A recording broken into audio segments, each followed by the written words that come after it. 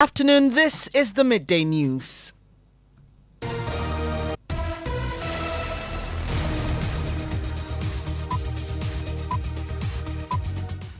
The news is live on Joy 99.7 in Accra, Love 99.5 in Kumasi, affiliates across Ghana's 16 regions, including Jubilee Radio Keta, Sun City Radio Keta, Saboba FM Saboba, and A1 Radio Bolgatanga. We are live on Twitter Spaces, Facebook live stream, and my Joy Online interactive app.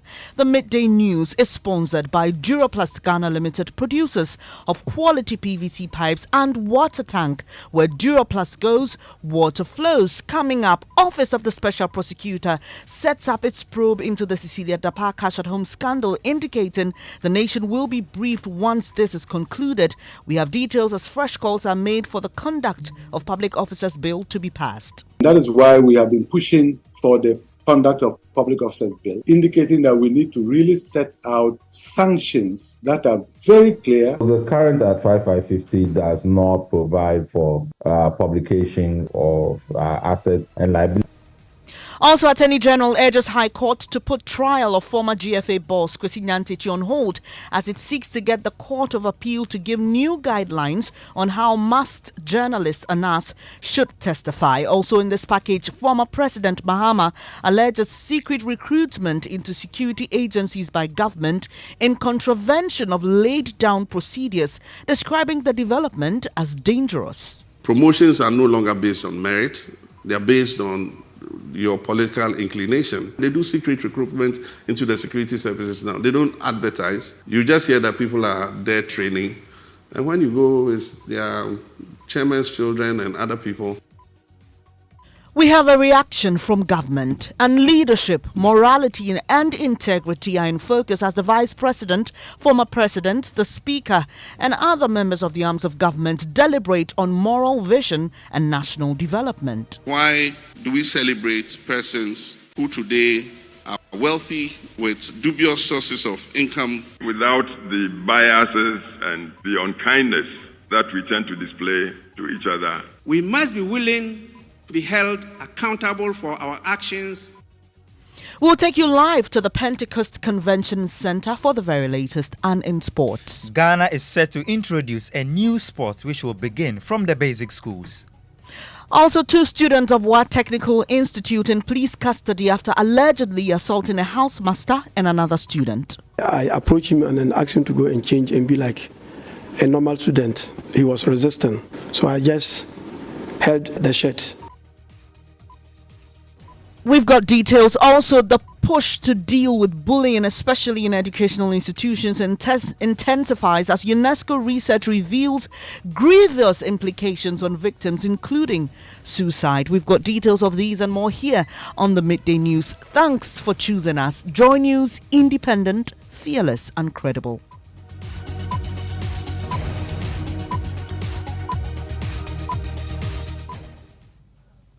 I'm Bernice Abu-Baidoo Lansah. Thanks for your company. The details now. The Office of the Special Prosecutor says it's going beyond the recently concluded search of the 2 residences of former Sanitation Minister Cecilia Dapar to undertake the next level of investigations.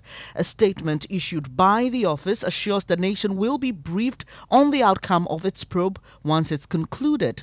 There are calls this afternoon for the Conduct of Public Officers Bill to be passed to reinforce Ghana's assets declaration regime. Pressure Group Occupy Ghana holds the view passing the bill will put to rest some of the concerns that tend to come up regarding unexplained wealth.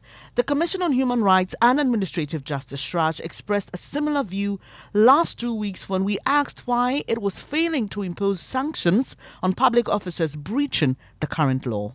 Presently, the Constitution says at the conclusion of the investigation, the Commission will take appropriate action. We'll look at the appropriateness of the action in the light of the nature of the investigation. And that is why we have been pushing for the Conduct of Public Officers Bill, indicating that we need to really set out sanctions that are very clear that would guide the Commission. In the absence of that, you have to depend on the discretion of the Commission. And each of those cases will look at the outcome of the investigation and we determine the appropriate action and issue that to the parties.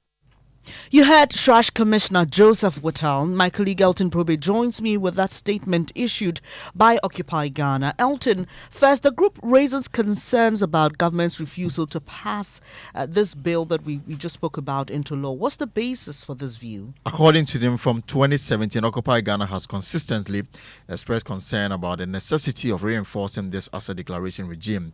This measure, according to them, is vital in curbing the trend where public officers acquire unexplained wealth, especially where their known economic means cannot justify such acquisition of wealth. To compound matters, although the Constitution demands in Article 286 that public officers shall declare their assets and liabilities before taking office and at the end of their tenure in office, Ghana's political class conspired to unconstitutionally extend the period of filing by 6 months under Section 1(4), and they've listed several publications that they've put forth asking the government to act on this, which according to them have not been met. So that's Elton Broby giving us details of a statement issued by Occupy Ghana. The Center for Democratic Development Ghana, CDD, shares this view as well. Director of Advocacy and Policy Engagement, Dr. Kojo Asante Pumpuni, says the current legal regime is no longer fit for purpose. The current 5550 does not provide for publication of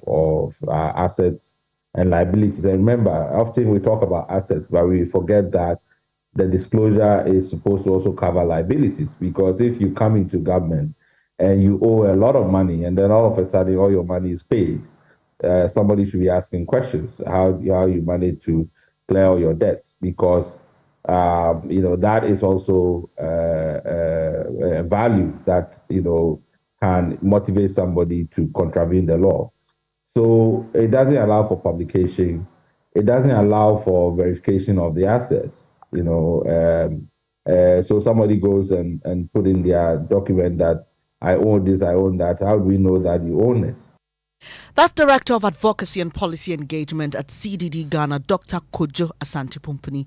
Let's bring you the latest on the cash at home scandal. We have the latest statement from the Office of the Special Prosecutor. Elton is still here to bring us up to speed on that. So, Bernice, this is only updating the public on what they've done so far. This is actually a tweet on the Twitter handle of the Office of the Special Prosecutor. And it says that they've commenced investigations into suspected corruption and corruption-related offences involving the former Minister for Sanitation and Water Resources, Cecilia Abnadapa, in respect of large cash sum reportedly stolen from a house. The OSP has since then taken a number of steps and actions, including placing Ms. Dapa under arrest and conducting searches at 2 residential properties associated with her.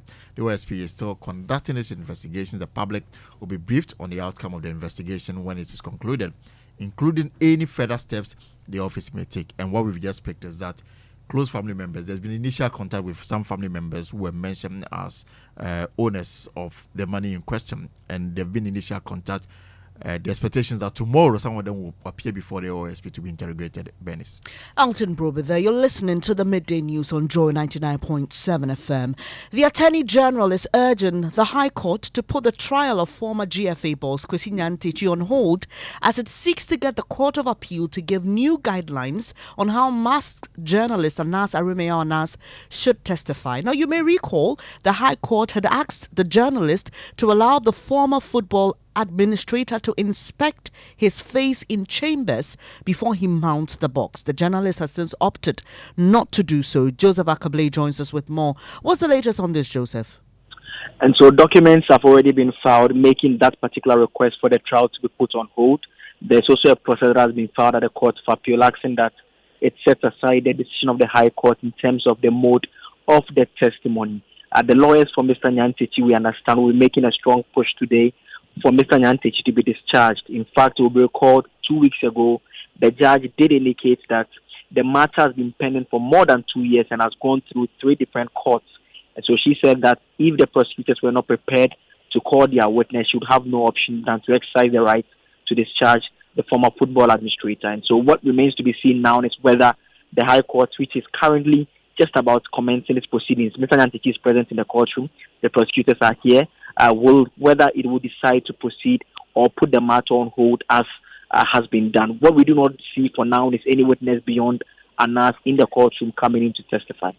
Joseph, you're following another case for us, the James Dachikwesi one. What's the latest?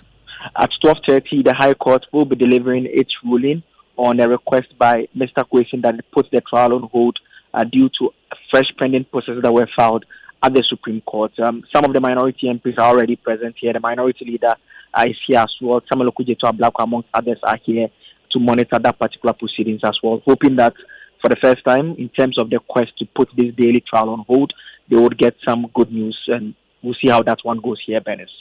Legal Affairs correspondent Joseph Akable there, away from the courts. 3 soldiers of the Headquarters Central Command of the Ghana Armed Forces in Kumasi and 3 others are standing trial for conspiring to rob a bullion van belonging to a mining company in the Ahafo region. The 6 allegedly planned to attack and rob a bullion van built to transport gold for Golden Team Mining Company in Ahafo Hridium in the Ahafo region. Police arrested the driver of the company, Owura Oseyentri, and investigations led to 5 others being arrested, including the military men. Love FM's Erastus Sardonko is on the court in Kumasi for us. Hello, Erastus. What's the latest?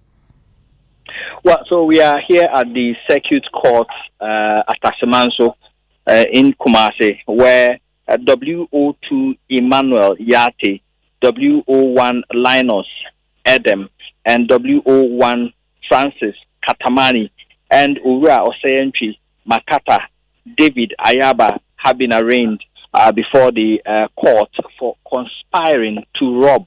That's the charge leveled against them. Now, the facts indicate that about 11 days ago, they were arrested in connection with some plans they were making to rob a bullion van belonging to Golden Team Mining Company Limited at Hridium in the Ahafo region. And through their phone conversations monitoring by the police, when they got wind of it, they were able to arrest them about 11 days ago and arraigned before court. So the second day was today, where they were brought before the court, and the prosecution begged the court that they wanted to seize their phones and take them to forensic labs for forensic audit, so they will be able to take away the audios and be able to process them for their case in court. That has been granted, and they have also been granted a bail in the sum of 100,000 Ghana cedis each, with 3 sureties, each with landed properties to be justified before they are given up for bail. Erastus Asare Donko there, joining us from Kumasi. Now, Chairman of Parliament's Public Accounts Committee, Dr. James Kluter-Aveji, says the practice of writing to the Chief of Staff at the Office of the President to dispose of assets is wrong in law. It's become a practice where state institutions that want to auction cars and other assets write to the Chief of Staff for authorization. Speaking during his sittings this morning, Dr. Aveji warned that although the practice has become the norm, no law backs it. You don't need to write to Chief of Staff. It is for you to set up a board of survey, and they will come up with a committee, a report. That board of survey will come up with a report. Then you follow that to dispose of it. Why do you write to Chief of Staff? It's wrong thing that we have been doing over the year. In fact, this committee have recommended to Parliament, which have been approved, but the executive have never implemented that decision. We have never implemented it. We have written in a report recommending to the executive what to do, so that the issue about writing to Chief of Staff before you dispose of your assets should stop. That's Chairman of Parliament's Public Accounts Committee, Dr. James Kluter-Aveji. A member of the committee and MP for South Dai, Roxanne Nelson Dafiamepo, who has a case on this matter before the courts, also declared the practice as illegal. I took this matter to court 2 years ago. We are still in court though. The AG came in to say that I had no cause of action, and the court ruled that I had a cause of action. So the court is yet to determine the matter. But I'm of the firm belief that, pursuant to Act 663, the Chief of Staff has no place. She has no place, as amended by Act 914. She has no place in the scheme of things in respect of disposal of assets when it comes to setting up. Yes. MP for South Dine, Roxanne Nelson Dafiamepo, is a member of Parliament Public Accounts Committee. Let's now bring in parliamentary correspondent Kweku Asante. Kweku, is the House sitting today? The House is not sitting currently. In fact, the Speaker of Parliament has asked all members of Parliament to go to the Pentecost event. They are holding a national dialogue on nation development where the President will be delivering a keynote address. And so the Speaker of Parliament has asked MPs to go there. He has been criticized. In fact, the majority leader raised concerns on the floor that the Speaker of Parliament may be setting a bad precedent. Now, you can't ask Parliament not to sit because there's an event going on somewhere. The NDC MPs, some of them, also have been speaking to me off the record, mutely saying that it is becoming that the Speaker of Parliament continuously asks the House not to sit when some of these issues happen, and that is not the right practice. We have a very important national event hosted by our partners in the church, and from His Excellency through my good self to the Chief Justice, the former President will have to convene to look at a very critical national agenda. And so we will not sit. So you heard that the Speaker of Parliament. Let's now head to the Church of Pentecost International Conference. Leadership, morality and integrity are in focus. And Vice President Dr. Mahmoud Bawumia, former Presidents Kufuor and Mahama, the Speaker himself and the Chief Justice have been deliberating on morality and national development. The conference, organized by the Church of Pentecost, is seeking to reinforce the moral fiber of the country and chart a new forward towards national development. Former President John Mahama, while speaking, said he was unhappy society tends to worship individuals with questionable wealth. We are faced with an erosion of our traditional values and westernization of our societies and the adoption of alien cultures imported from elsewhere. And so the question one might ask is, what happened to our value of cleanliness? Why are cities so dirty? When we were children growing up, we all woke up early in the morning to sweep around our compound houses. What happened to that ethic? What happened to our abhorrence of greed and theft? Why do we celebrate persons who today are wealthy with dubious sources of income, and yet society is not concerned about what the source of income is? Former President John Mahama, therefore former President John Kufuor, insults and personal attacks in the political space are something we should do away with. You don't talk morality without talking humanity. So you come up with ways and means to enable the people generally to contribute to find the way forward towards developing our nation without the biases and, if you like, the unkindness that we tend to display to each other, even as we try to develop our country. Former President Kufuor, let's now hear from the Speaker of Parliament, Alban Gbagbin, who has been emphatic that leadership without integrity will fail. Effective leadership requires integrity. As leaders, particularly political leaders, we must be willing to be held accountable for our actions and inactions. We must conduct ourselves in a manner that is beyond the behavior of Pompey's wife. Speaker of Parliament Alban Gbagbin there. Let's now head to the conference. Join News's Carlos Kaloni is there for us. Carlos, there's been a lot of thought and lessons shared. What has the Vice President been saying? All right, so clearly a lot of lessons on morality has been shared so far here. And so the Vice President address primarily touched on practical steps that the government is putting in place to actually help fight corruption and bring about transparency in the governance of the country for rapid national development. So he outlined some key achievements chalked by the Akufo-Addo-led administration through the use of digitalization. So, for instance, he said through digitalization, introduction of some new technology at the ECG, the company's revenue actually surged from some 450 million a month to about 1.2 billion cedis, among others. So we can take a listen to what he's been saying to us here. If you cannot, for example, because we are now linking the births and deaths registry with the National Identification Authority and the Ghana Health Service, it's no longer possible to go and lie about your age because you will be caught. It used to be possible to lie about your age. It is no longer possible now because the interactions with the various systems will reveal what is correct. We have also digitalized the operations of many government institutions. You heard Vice President Dr. Mahmoud Bawumia speaking at the Church of Pentecost International Conference. And in a related development, former President John Mahama is alleging secret recruitment into security agencies by government.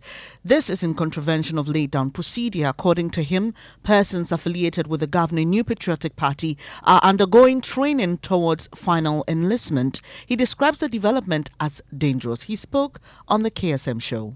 We should have security services that are efficient and professional. You know, we should have public services that are delivering proper service to the people. But Your Excellency, what should be put in place to make sure that these things do happen? Because everybody says that, you know, we need to have a good, efficient, we need to be strict in this and that, you know. But we say it. We seem to know all the right things to say. But what are the structures that we need to actually put down that will ensure some of these things that you're talking about? It won't happen overnight. And that's why government is like a baton race, because we have a president who believes in packing the institutions with clearly partisan people. He's done it to the Electoral Commission. He sacked the commissioners and brought new commissioners. Recently, he's appointed additional commissioners who are known to have a background as MPP Aparachiki. He doesn't care. You understand? If you go and ask people in the security services, promotions are no longer based on merit. They're based on your political inclination. These are things that weaken those services. Former President John Dramani Mahama speaking to KSM. This is the Midday News on Joy 99.7 FM, brought to you by Duraplast Ghana Limited, producers of quality PVC pipes and water tank. Where Duraplast goes, water flows. Just gone by, Office of the Special Prosecutor steps up probe into the Cecilia Dapak Cash at Home scandal. We brought you details. Still to come, 2 students of Wa Technical Institute in police custody after allegedly assaulting a housemaster and another student. I approached him and then asked him to go and change and be like a normal student. He was resistant. So I just held the shirt.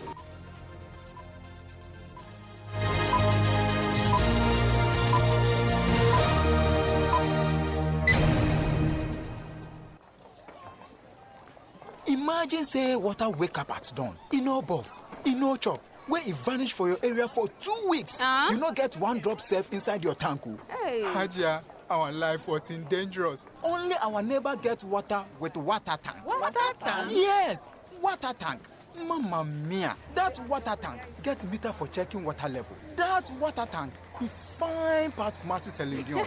That water tank be tough like Ghana Army. That water tank, they carry water pepe, so say some no go left inside the supply tank. What a tank! As my boss, Mr. Poncho, go talk. Beautiful, durable, with water level indicator and accurate volume of water. Water tank. What a tank! By Duraplast.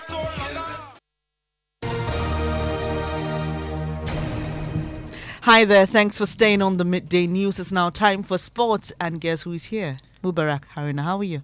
I'm doing very well. Yeah, so the latest is that American football will soon be introduced at the basic school level across the country. The initiative is being championed by the Vice President Mahmoud Bawumia, who partnered the National Football League in 2022. We can now hear from the Sports Minister, Mustafa Yusuf. The Office of the Vice President, in collaboration with the Ministry of Youth and Sports, has partnered the NFL for the introduction and development of the American football in schools in Ghana. Through this partnership, the NFL have organized its first ever tournament in Africa, in Ghana, and also held a special development tournament in Ghana with 10 selected schools participated in. And with over 400 participants, out of these, 10 young Ghanaians were selected to represent Africa at the 2023 NFL Pro Bowl in the United States of America. So, Bernice, a big show comes up tonight, a special edition of PM Express. That is the Gold Chase, and it's we are going to analyze Ghana's road to Budapest, where the World Athletics Championship will be staged. So you should join us at 8:30 tonight on the Joy News channel. Yeah, that'll be a very interesting one. Thanks, Mubarak Haruna.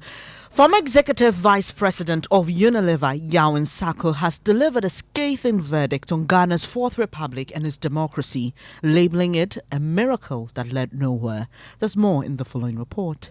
Ghana's Fourth Republic, established in 1992, emerged as a beacon of democratic hope in West Africa. After years of political turbulence and military rule, the country embraced a multi-party system and elected its leaders through peaceful transitions. The Fourth Republic has seen significant progress in various sectors, but it has also faced its share of challenges and criticisms. Former Executive Vice President of Unilever, Yao Nsako, in his paper titled Towards a Mindset Revolution, Ghana Beyond Neoliberal Capitalism, questioned whether the Fourth Republic has truly delivered on its promises. According to him, a meticulous examination of the nation's development reveals a sluggish pace of progress, with numerous indicators pointing to marginal net growth that has left many more Ghanaians impoverished.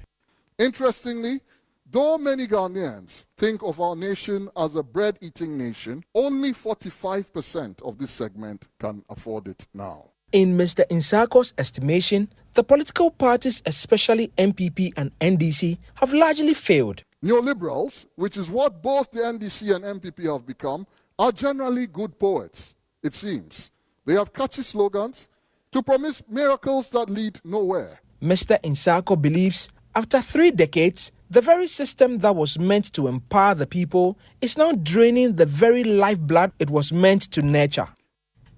Michael Ashali with that report. And 2 students of the Wa Technical Institute are currently in police custody for allegedly assaulting a housemaster and another student. One of them, 19-year-old Yusuf Mudashir, is said to have been approached by the housemaster for dressing improperly. According to the housemaster, Israel Musa Frinko, the student had agreed to change his attire but later resisted. Listen. I approached him and then asked him to go and change and be like a normal student. That was all that transpired. And he agreed to go in and change.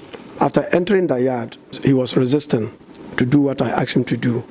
So I just held the shirt and asked him to hurry and don't waste my time here. And all that came from his mouth was, Master, what do I do? I don't like it. I said, what did I do? I only asked you to go and change the improper and wear your uniform. That's all. Then we're walking on the pavement blocks. Then he went down the unpaved floor. I never knew that was his intention. So all that I could realize was he just bent down and got up and used a stone and hit me. I feel pain and blood was oozing from my right. So you had the housemaster at the Wa Technical Institute, Israel Musa Frinko. Upper West correspondent Rafiq Salam joins us with more. Rafiq, we just heard how one of the students allegedly assaulted the housemaster. How did the second student get involved? The second student, we are told, is an accomplice and also a bosom friend of Bodasser. And so when the incident happened, I also came to the scene and I also was resisting arrest. And so in his attempt to resist arrest, he used scissors to also injure one of the students. Well, quickly tell us about the decision by the teachers to boycott exam invigilation as a result of this. The teachers were saying that the school environment is not safe for them, and so they were demanding that the student who is alleged to have committed this assault on their colleague should be sacked from the school. But the headmaster or the principal of the college, Zach Adams, came to the scene, pleaded on them that at least they exercise restraint while they do investigations into the issue. But for him, he thinks that though the act of the student is condemnable, but he thinks that we don't need to throw the baby with water. Rafiq Salam is our Upper West region correspondent. And before we go, bullying is said to be a leading cause of suicide and other mental health challenges in students. And this is contained in a UNESCO report published in 2019. It reveals that Sub-Saharan Africa leads with the highest rate of bullying in schools globally, with a rate of 0.2%. My colleague Mamiesi Thompson has details of that report. So break down the health and education impact Right, Bernice. So it says that 18.3% of bullied students are more likely to experience feelings of loneliness. 23.4% are more prone to attempting suicide. 19.7% more inclined to use tobacco. 30.3% more at risk of alcohol use. 7.9% are more likely to use marijuana.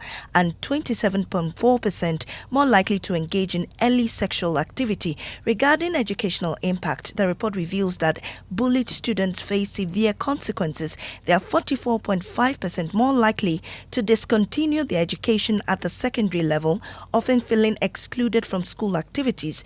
Additionally, they exhibit 63.9% more anxiety when taking tasks or tests, even if they are adequately prepared, leading to a higher likelihood of academic failure regardless of their effort to study. Bernice. Thank you, ma'am. You see, the report recommends that a legislation is put in place to safeguard the rights of children. And that's how we end this edition of the Midday News here on Joy 99.7 FM with me, Bernice. Abu-Baidoo Lansah is brought to us by Duraplast Ghana Limited, producers of quality PVC pipes and water tank, where Duraplast goes, water flows. There's more news when you log on to myjoyonline.com, including Adisada College assault. Deputy Minister offers medical treatment for victim, demands disciplinary report. Thanks for your company. Up next is Living Word with Pastor Mensa Otabil.